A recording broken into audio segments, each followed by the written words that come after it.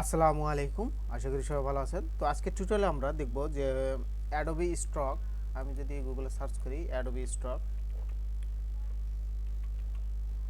এই অ্যাডোবি স্টকের যারা কন্ট্রিবিউটর তারা কিভাবে ট্যাক্স ফর্ম জমা দিবেন সেটাই আজকে আমি দেখাবো।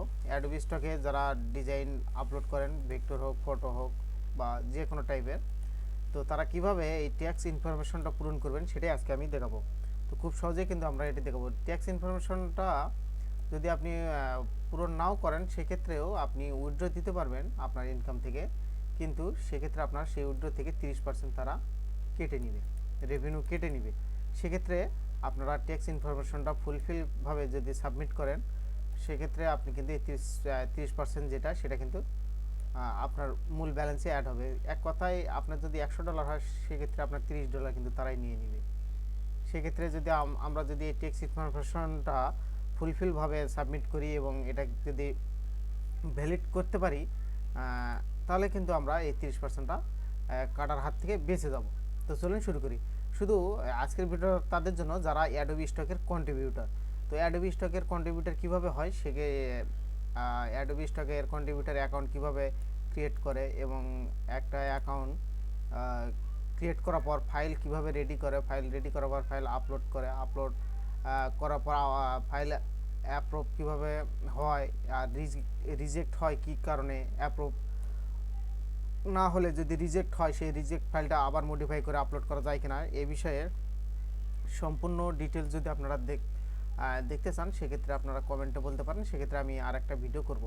যেহেতু আপনারা অনেকেই জানেন অ্যাডোবি স্টকের কন্ট্রিবিউটর কীভাবে হয়, খুব সহজে করা যায় গুগল অ্যাকাউন্ট থেকে বা বিহান্সের যদি আপনার অ্যাকাউন্ট থাকে তাহলে খুব সহজে আরও ইজিলি হওয়া যায়। তো আমি এখানে নেক্সট করলাম, এখানে আমি ইনভিজুয়াল অ্যাকাউন্ট আমরা দিব, আমরা এখান থেকে এটা দেবো, দেওয়ার পর এখান থেকে কন্টিনিউতে আসার পর আমরা এখানে তিনটা অপশন দিয়েছি। আমরা তিনটা অপশনের মধ্যে আমরা শুধু এই যে আমরা যেহেতু ইউএসের বাইরে, আমরা বাংলাদেশি, এক কথায় ইউএসের ক্ষেত্রে এটা ট্যাক্স প্রযোজ্য, তো তাদের ওখান থেকে কেটে নেয়। আমরা যেহেতু ইউএসের বাইরে সেহেতু আমরা এটা পূরণ করব, মাঝখানে যেটা আছে। তো আমরা এখানে কমপ্লিট W8 বিন এখানে ক্লিক করে দেবো।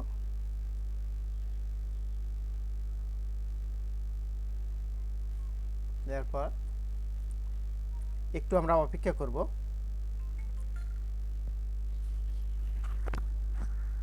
মেইলে কিন্তু আমার একটা মেইল আসছে, এই যে ফর্মটা চলে আসবে এখানে। এই ফর্মটা আমাদেরকে ফুলফিলভাবে নির্ভুলভাবে কিন্তু এটা পূরণ করতে হবে। সেক্ষেত্রে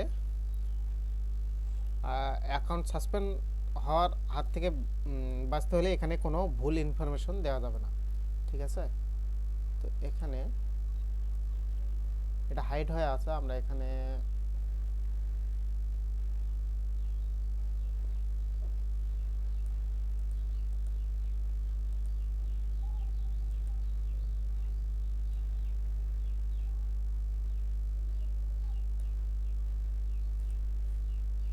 এই যে এখানে কন্টিনিউতে টিপ দেওয়ার পর আমরা এই ফর্মটা পেলাম। এই ফর্মে এখানে আমরা নাম লিখবো, আমাদের যে নামগুলো দেওয়া আছে সেই নামগুলি লিখবো। তো এখান থেকে আমার কপি করব আর দিব। সেক্ষেত্রে আমি যদি আমার এই যে এখানে আমার কিছু ফাইল ইন রিভিউতে আছে এবং আমার কিছু ফাইল এখানে অ্যাপ্রুভও হয়েছে।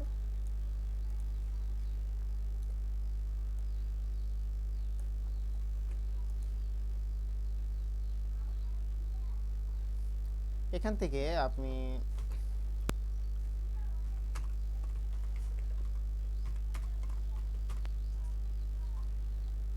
এখান থেকে কান্ট্রি বাংলাদেশ,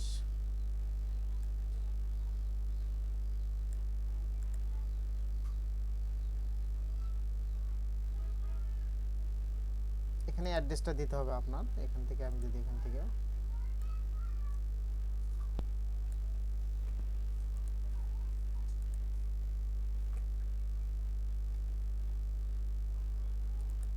এখান থেকে সিডি দিবেন। এক কথা আপনারা এখানে দেখলেই বুঝতে পারবেন কি কি দিতে হবে।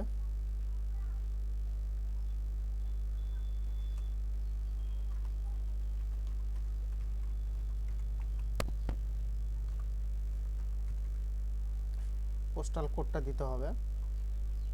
এক কথায় স্টার চিহ্ন যেগুলো আছে সেগুলো মাস্ট বি দিতে হবে, এগুলা আমরা অনেকেই জানি। এখানে কি বলছে দেখি, এখানে কান্ট্রি,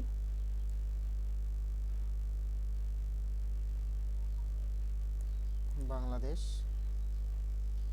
এগুলো আমরা দিব না। আমরা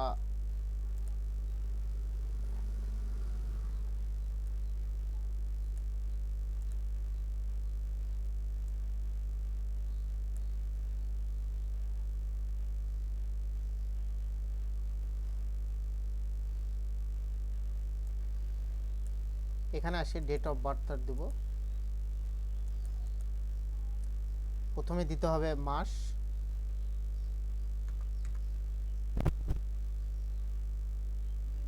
দিন, ইয়ার, এবং বাংলাদেশ আছে। এরপর এখানে আমাদের আর কোনো কাজ নেই।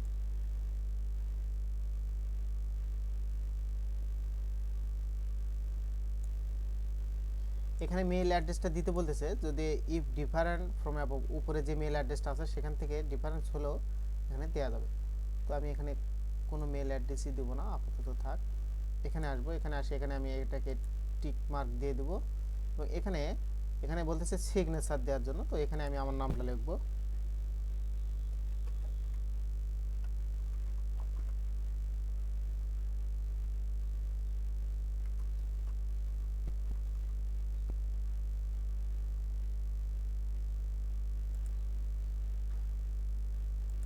এরপর এখানে নামটা দিতে হবে।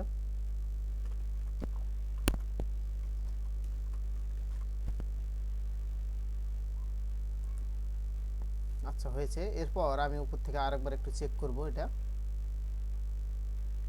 এখানে কোথাও স্টার মার্ক আছে নাকি, যেগুলো মাস্ট বি দিতেই হবে। অপশনালগুলো আমি বাকি রাখলাম।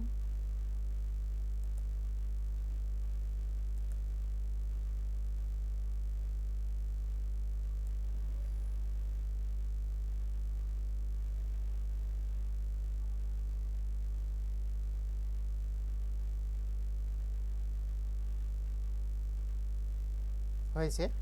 এরপর আমি এখানে এখানে টিক মার্ক দিয়েছি, এখানে সাইন সব কিছু, এখানে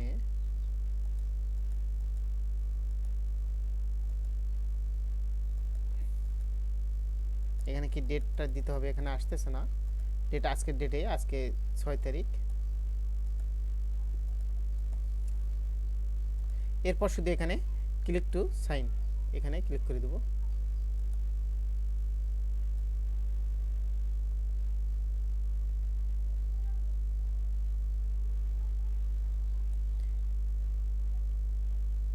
এখানে আমার মেল একটা আসবে, আমি মেলে যাব।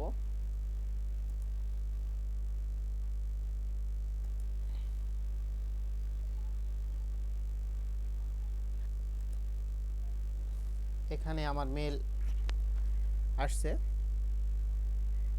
এই যে এখানে বলতেছে you are doing sign in, আমি সাইন ইন করছি। এখন আমার এগ্রিমেন্টটা এখান থেকে ওপেন করে, ওপেন করার কথা বলতেছে।